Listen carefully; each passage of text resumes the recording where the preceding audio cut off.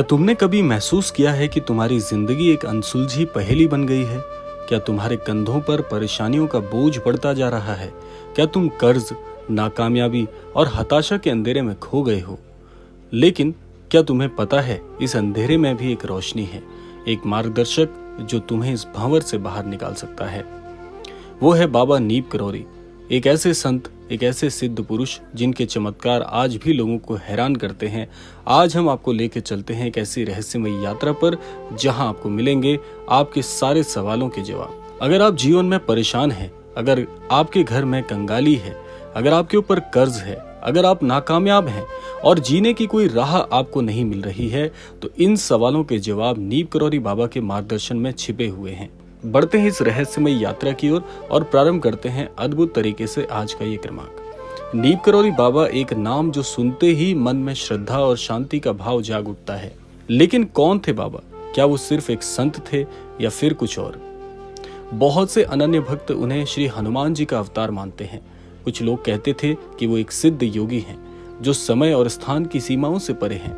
उनके भक्तों का कहना है कि बाबा हर जगह मौजूद हैं। वो जानते हैं कि उनके भक्तों के मन में क्या चल रहा है, भले ही वो उनसे मीलों दूर क्यों ना हो। नीप करौरी बाबा एक ऐसे अनन्य संत हुए हैं जो किसी भी व्यक्ति की मन की बात को यूं ही जान लेते थे और उसके मन में चल रही असमंजस का हल उसे प्रदान करते थे। तो अगर आपके मन में भी बहुत से सवाल हैं, अगर आप मन में बहुत परेशान रहते हैं, अगर आप चाहते हैं कि महाराज जी आपकी परेशानी में आपको सुझाव या आपकी परेशानी का हल प्रदान करें, तो आज का ये क्रमांक आपके लिए बहुत ही अद्भुत होने वाला है।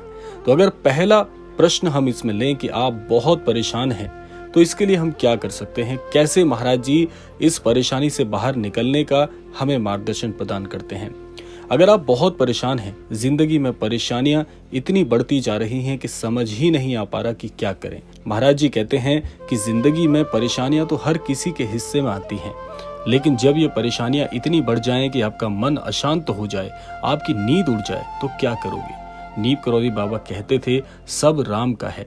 इसका मतलब क्या है? इसका मतलब है कि जो कुछ भी हो रहा है वो भगवान की मर्जी से हो रहा है। तुम्हारी परेशानी भी उसी का हिस्सा है। इसके लिए जानते हैं महाराज जी का एक बहुत ही अद्भुत सा प्रसंग जो कि आपके इस प्रश्न को बड़ी सरलता से आपको उत्तर प्रदान कर सकता है। एक बार एक भक्त बाबा के पास आया। उसकी आंखों में आंसू थे। उसने कहा, बाबा मेरी जिंदगी में इतनी परेशानियां हैं कि मैं टूट चुका हूँ। बाबा मुस्कुराए और बोले, हनुमान जी का नाम ले, सब ठीक हो जाएगा। उस भक्त को समझ नहीं आया, लेकिन उसने बाबा की बात मानी। उसने रोज हनुमान चालीसा का पाठ शुरू किया और फिर चमत्कार हुआ। धीरे धीरे उसकी परेशानियां कम होने लगी, उसका मन शांत हो गया।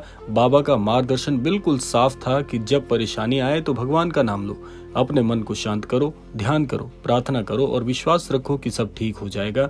बाबा कहते थे, मैं हर जगह हूँ, तुम्हें सिर्फ मुझे याद भर करना है। अब लेते हैं दूसरे सवाल को कि अगर आपके घर में धनहीनता है, घर में कंगाली है, तो क्या करें? अगर आपके घर में कंगाली है तो महाराज जी इस पर कहते हैं कि गरीबी, तंगी और अभाव ये वो दुख हैं जो इंसान को अंदर से तोड़ देते हैं। लेकिन नीप करौरी बाबा का एक चमत्कार ऐसा था जो आज भी लोगों को हैरान करता है। एक बार एक गरीब परिवार बाबा के आश्रम में आया। उनके पास खाने को कुछ नहीं था। उन्होंने बाबा से कहा, बाबा हमारे घर में कुछ नहीं बचा। बाबा ने मुस्कुरा कर कहा, जाओ अपने घर में देखो। परिवार को समझ नहीं आया, लेकिन वो घर लौटे और जब उन्होंने अपने घर में कदम रखा तो वो हैरान रह गए। उनके रसोई घर में अनाज से भरे बर्तन थे जो पहले खाली थे। बाबा का संदेश था, केवल विश्वास रखो, भगवान आपकी जरूरतों को जानता है। लेकिन बाबा ये भी कहते हैं कि मेहनत करो, दूसरों की सेवा करो। बाबा का एक मंत्र था, सबको खिलाओ। अगर तुम दूसरों को दान करोगे तो भगवान तुम्हें 10 गुना इसका वापस लौटाते हैं। यानी कि महाराज जी का संदेश बिल्कुल साफ था कि दूसरों की सहायता करो, आपकी सहायता अपने आप हो जाएगी। अब लेते हैं तीसरा प्रश्न कि अगर आपके ऊपर कर्ज है तो इस स्थिति में महाराज जी क्या कहते हैं? एक भक्त बहुत ज्यादा कर्ज से परेशान था। बाबा ने उस परेशान भक्त को कहा, उसे एक सलाह दी कि वो रोज रामायण का पाठ करे और दूसरों की मदद करे। जितना भी हो सके एक दिन में जितनी आपकी सामर्थ्य है उस हिसाब से श्री रामायण जी का पाठ करना शुरू करें।